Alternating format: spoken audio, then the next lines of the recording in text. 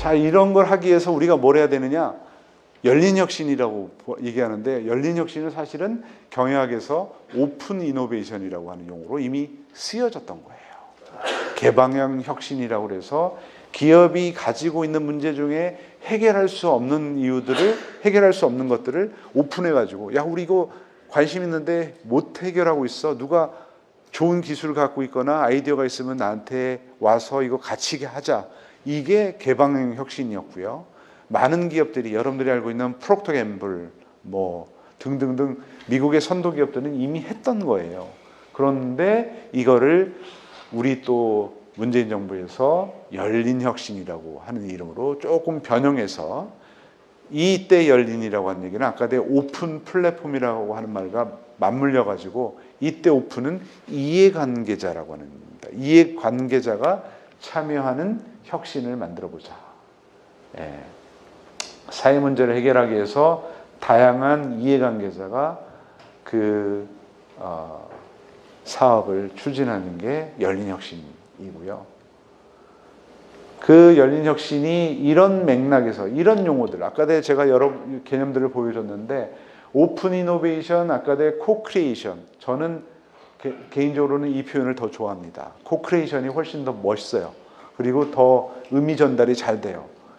이해관계자가 목적에 따라서 같이 참여를 하는데, 여러분들이 이런 플랫폼을 만들어서 오픈이 됐든 코크리에이션이 됐든 참여를 해보시면 좋을 것 같습니다. 여기서 요구하는 형태는 문제 해결에 필요로 하는 내용을 이해관계자로부터 얻는 겁니다. 그런 방법 중에 하나가 최근에 플랫폼이라고 하는 얘기가 나왔는데, 그것도 그냥 나온 게 아니고 시민에 의한 기술이라고 하는 시빅텍이라고 하는 아카데믹하게 이미 연구가 되어 있습니다. 시빅텍, 시민에 의한 기술, 에듀텍, 핀텍 다 이런 개념입니다. 시민들이 참여하는 기술인데 소셜 네트워크를 만들거나 뭐 같이 한다거나 크라우드 펀딩을 한다거나 이런 게 다 시빅텍의 하나입니다. 이런 거예요. 조직들은 지역사회 조직을 만들거나 데이터를 아까 공유해가지고 유솔 같은 거를 만든다거나 다 이런 게 여기에 맞물려 있는 겁니다. 하나 예를 들면요, I make 로테르담이라고 그 도시죠. 도시재생의 제일 선두가 되는 도시입니다. 로테르담. 여기 갔는데 요 다리를, 여기 길이 있는데 요 다리가 되게 필요로 했나 봐요. 요 다리를 만들려고 그러는데 지자체에서 돈이 없었던 거예요. 자, 이거를 모아보자라고 크라우드 펀딩을 한 겁니다. 그래서 여기 가보면 상판에 다 이름들이 있는 거예요. 여러분 절에 가시면 그 기와의 이름 있는 것처럼 크라우드 펀딩을 해가지고 이 지역 주민들로 하여금 이렇게 했더니 깜짝 놀란 거예요. 지자체에서 이렇게 많이 참여할지 몰랐대요. 처음에. 이렇게 해서 도시재생을 하고 있는데, 이런 것도 시빅텍, 클라우드 펀딩에 관련된 거 하나입니다. 그 민간기업 사례 하나만 제가 설명을 드릴게요. 여러분 혹시 사보신 분도 있을 텐데, 현대백화점 지하 슈퍼에 가면 명인명촌이라고 하는 상품이 있습니다. 조금 비싸요.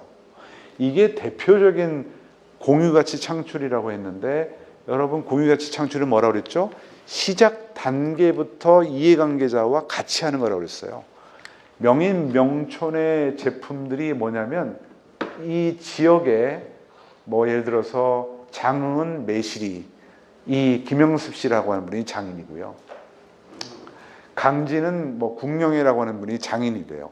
근데 이분들이 판로가 없어가지고 좋은 그걸 갖고 있는데 못하는 거예요. 근데 현대백화점의 그 MD들이 열심히 전 지역을 찾아다니면서 어디에 좋은 제품이 있는지를 찾은 거예요. 그래서 이들로 보고 우리가 판로를 해줄 테니까 당신들 열심히 만들어주세요. 이런 거예요. 그랬더니 처음에는 이제 이분들이 되게 의심하고 의아했겠죠. 그랬는데 이게 지금 되게 성공을 많이 했어요. 그래서 지역경제 활성화에도 도움을 주고, 현대는 현대 나름대로 가치를 만들어내고, 이 장인들은 아주 좋은 포장으로 해서 자기네 제품들이 많이 팔려나가고 있습니다. 그래서 현대백화점 어느 점포를 가도 다 있습니다. 지하 슈퍼에 가면 명인 명총이라고 해서 눈에 확 띕니다.